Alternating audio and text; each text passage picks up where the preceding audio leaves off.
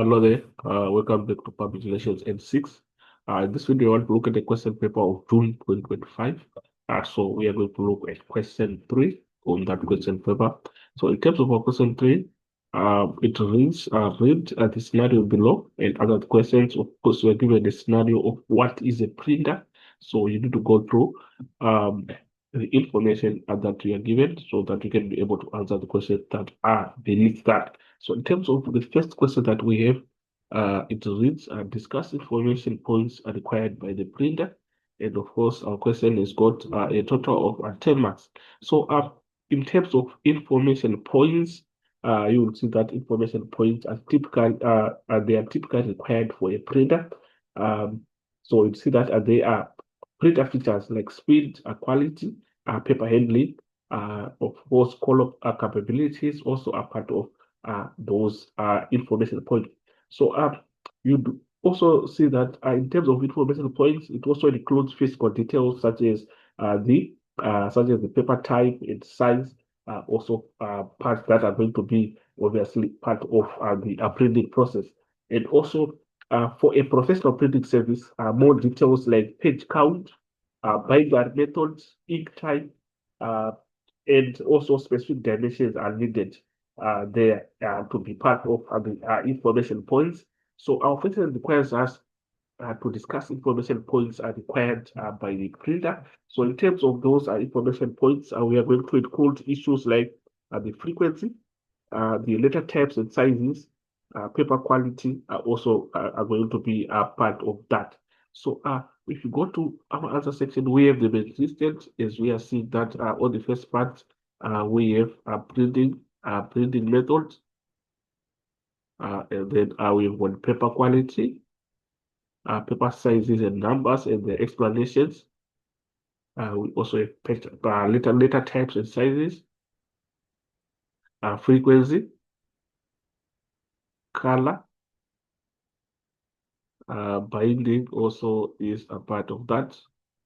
And then we have got graphics. And this will go down, and we will see that we also, those are the points that we have in terms of our question, 3.1.1. Of course, we'll move on to the next question that we have, which is going to be our question 3.1.2. It will discuss the guidelines for a good design. So you're going to see that the guidelines that we have for a good design, we are going to include aspects like size and format, the headings, binding also can be part of a good design. So we have them as listed. We have them as listed. So other section is we have them as the first part. We've got a good design is determined by target group. Also have purpose and budget available, size and format. We have got headings, colors, and binding. Of course, in terms of binding, we also have quality, paper quality. So this is what we have in terms of 3.1.2. So moving on to the next question that we have, which is now question 3.2. Of course, we have got information that we are given, which reads that Coca-Cola is sponsored. Coca-Cola has sponsored several events, establishments, and creative projects all over the world. The company has built a strong legacy of giving back by means of sponsorship and charitable grants. So, on the first part, it reads what will be important consideration for Coca-Cola when they become involved in the sponsorship. So, that is our first question that we have. So you would see that in terms of the term sponsorship, maybe you would want to understand what exactly do we mean by sponsorship. So basically, sponsorship, this is when the company provides support, usually financial, it might be an event, it might be support to a program to achieve, obviously, it's done to achieve marketing goals like brand recognition. Also, they want to achieve a good reputation and audience engagement. So obviously, they also want to engage with the audience. That is through sponsorship. So our question is saying, what will be important consideration for Coca-Cola when they become involved in a sponsorship? So I would say that it must obviously complement Coca-Cola's core values. So in terms of the core values, whatever the uh, the sponsorship is, it should be a sponsorship that is supporting the core value of Coca-Cola. So that is the explanation that we have for that part. That is 3.2.1. So you would see that on that part, in our response, we are saying it must complement Coca-Cola's core values. So this is our response.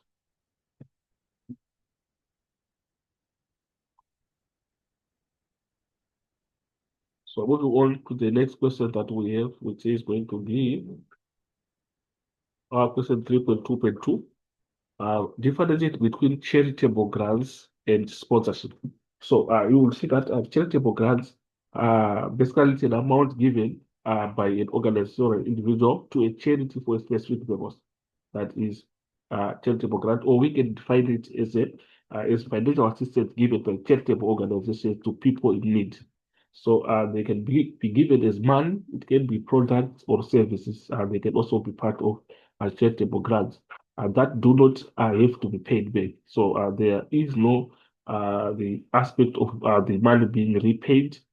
So it's just assistance that is given. So that is a charitable grant. So if we look at now at sponsorship, we have defined sponsorship is a process whereby we have a company providing support or financial assistance to an event or a program. So that is what we have on sponsorship. So within that context, we have those explanations is uh, articulated by pointing out the difference that we have between the two, whereby we are saying on charitable grants, these are financial awards given to an organization or individual for a specific purpose, whereby sponsorship involves a sponsor that makes a financial or material contribution to an event with an expectation of something in return. So you'll see that when now there is a sponsorship, there is an expectation of something in return, which is not part of a charitable grant. So you see that there is a difference that has been pointed out there. So we go on to the next part, which is 3.2.3. Describe three objectives you think Coca-Cola wish to achieve with sponsorship. So basically, you will see that with sponsorship, what are the objectives that needs to be achieved? So within that context, you'll see that other objective that you can include is improving community relations. Remember, the sponsorship might be within the community that the business or the organization is operating. So the main objective there is to improve community relations, and also another objective is to generate media publicity.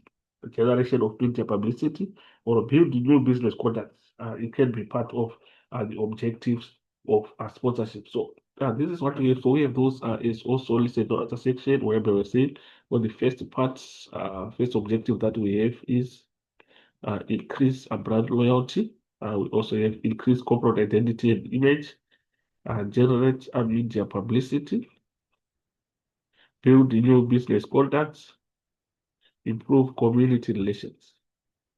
So this is what we have on that part. Then we move on to the next question, which is 3.2.4. Name three types of sponsorship. What are the three types of sponsorship? So you see that in terms of types of sponsorship, we can have media. We can also have event sponsorship. So those are types of sponsorship that you can include. So we have them as well as listed on this part, whereby we have got event, media, team, or individual, a venue, or causes. So these are the types of sponsorship. So we move on to the next question is 3.2.5, which is describe two advantages of sponsorship, which we have looked at. So we move on to 3.2.5. Okay, it's saying describe two advantages of sponsorship. So what are the advantages that we can deduce from a sponsorship? Of course, it increases the market. The market share obviously is going to be increased through sponsorship. And remember, it's also a marketing strategy. So it increases market share. You also gain media publicity by sponsoring.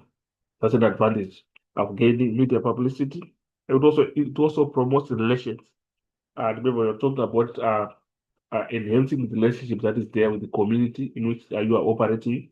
So in that sense, you see that it is also promoting relations. So with other also advantages that we can include. So we have them as listed again, as a section where they were saying.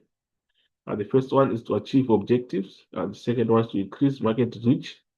And then third one, gain media publicity, cause community cohesion, has an impact on the community, enhance image and identity, promote relations. So these are the part of the advantages that we can include. And move on to the next question, which says, read the scenario below and answer the question. So of course, we're given the scenario that we have. And the first part, describe three objectives or purposes of public relations research. So objectives or purposes of the public relations research. So you'll see that public relations research, basically, it is the systemic gathering, also analyzing and interpretation of data. And why this is done is to understand the public, also to inform communication strategies, also to manage reputation, and we can also be done to evaluate campaign effectiveness. So basically, we're saying public relations research, it provides insights, develop target messaging, identify potential issues, and foster a two-way relationship with stakeholders, ensuring public relations activities are strategic, that is not based on guesswork. So basically, it's at the end ensuring public relations activities are strategic. So they remain strategic. So this is public relations research. So in terms of the objectives now, in terms of objectives of public relations, uh, research, you'll see that uh, the objective is to save cost also. It can be also an objective to save costs, also to establish the two-way communication and obtain feedback. It's also one of the objectives that we can include of publication set. So we have also those advantages as listed in our other section. As we are saying, PR programs contribute to strategic communication plan of the organization. Also, the effectiveness of the PR function in the organization is measured. And also PR communication programs and policies are based on valid information and objectives, determine the attitude or opinions or obtain data. It's also another objective to save costs, to pre-test messages. We've got further objectives that we have in terms of public relations and research. So of course, within that context, we move on to the next part. So on the next question, it reads, name three types of research that can be undertaken. So in terms of types of research, we've got exploratory research and descriptive research, qualitative research, quantitative research, casual research. So those are the types of research that we have. Then 3.3 describe two objectives of a communication audit. So basically, when you are looking at a communication audit, it is a comprehensive review and assessment of an organization's internal and external communication practices. So it also includes channels and messages to identify strengths, weaknesses, and areas of improvements, ensuring those efforts align with business goals and effectively reach all stakeholders. So, of course, it has to align the communication practices might be channels and messages to of course to business activities. So basically, this is what we have in terms of communication audit. So in terms of our question, it requires us to describe two objectives of communication audit. So in terms of the objectives that we have of communication audit, is to determine the current efficiency of the communication strategy, identify communication problems or weaknesses, and identify strengths and communication opportunities, provide data for improvements and changes to communication policies and methods, identify communication needs and preferences of target groups. So these are the objectives of communication audit. Then I'll move on to 3.4. So 3.4, we are also given information that we have before the question, which reads, a crisis may be of a technological, ecological, financial, business, or political nature, notwithstanding the type of crisis. It is always important to manage it professionally. Crisis management often requires decisions to be made within a short time frame, and usually after the event is taken place. So, of course, our first question: name three fundamental rules of a crisis. So, what are the fundamental rules of a crisis? But we know that a crisis is a situation whereby we have a difficult period in which a solution is needed quickly. That's when we have a crisis. So, what are the fundamental rules of a crisis? Uh, Obviously, you have to act quickly when there's a crisis. Act quickly, act decisively also, and take control of the situation whenever there is a crisis. You have to be proactive during a crisis. That's another fundamental rule that is there that you need to comprehend. So in terms of that, now we have them as listed, answer section whereby the rules are: prepare for a crisis before it happens, develop a nature allies before and during crisis, always be honest, act quickly, act decisively, and take control. Don't deflect the blame, make long-term sacrifices, and demonstrate and dramatize commitment and be proactive during crisis. So those are some of the fundamental rules that we have of crisis. So we move on to 3.4.2, discuss 4 characteristics of a crisis. What are the characteristics of a crisis? So these are the characteristics that we have. It is an unexpected and unpredictable event that can harm the organization. There's usually limited time to make decisions about how to resolve that crisis. Obviously, there will be limited time whenever there's a crisis. Since we are saying a solution is needed quickly, so in that sense, we see that limited time will be available. It may trigger feelings of fear and threat among affected groups. It may involve physical or other danger, which should be the primary verb to deal with. So these are the characteristics of a crisis. We've got further points that we have that are pointing out characteristics of a crisis. But of course, you see that this is the last question that we in terms of our question 3 of the question paper of June 2025. So thank you for listening, and hopefully the video was helpful. And please don't forget to subscribe and share to our channel and share the link to our colleagues who are doing public relations and six. As for this video, I'm signing out. We'll meet again in the next video.